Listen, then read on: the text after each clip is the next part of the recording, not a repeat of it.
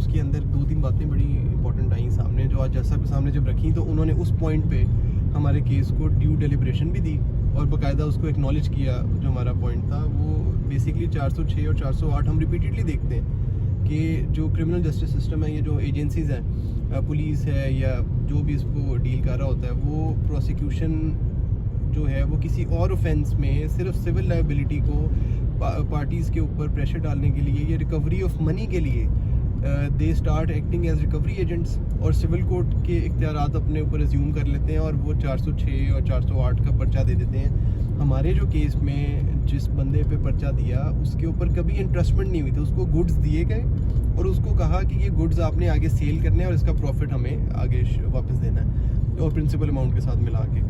लेकिन उसमें मैंने जैसा कि सामने बात रखी कि सर गुड्स दिए और गुड्स उसने कस्टमर को दिए और कस्टमर को आगे वो रिसीव नहीं हुए।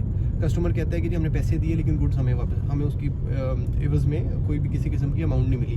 तो ये तो सरासर सिविल डिस्प्यूट है between the customer and the salesman या जो हमारा क्लाइंट है। इसमें अगर मालिक ने करवाना है तो वो अपने गुड्स की चोरी का FIR करवाए, मुकदमा दे, या अगर कस्टमर्स आगे आते हैं तो वो उसमें देंगे अपनी सिविल लायबिलिटी में, रेंडिशन ऑफ अकाउंट्स में चले जाएंगे अगर लायबिलिटी क्लियर नहीं है। अगर क्लियर है तो वो उसमें एनफोर्समेंट ऑफ कॉन्ट्रैक्ट में चले जाएंगे, स्पेसिफिक परफॉर्मेंस में चले जाएंगे।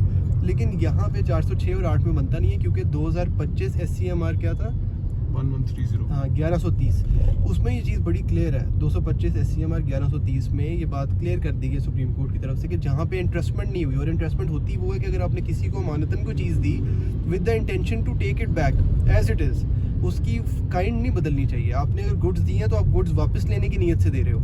यहाँ पे ये नहीं हुआ, यहाँ पे उन्होंने गुड्स बेचने की नीयत से दिए, तो ये इंटरेस्टमेंट में नहीं आते। तो इसी बेहाफ पे कोर्ट को हमने आज कोशिश की कि सेटिस्फाई करें और अभी वही आर्गूमेंट करके मॉल्टन कोर्ट से निकले हैं और बड़े मज़े के और अच्छे आर्गूमेंट गए, सारे आर्गूमेंट्स ही अच्छे जाते हैं। और अब जो भी फेट होगा वो तो क्लाइंट है, उसकी किस्मत है।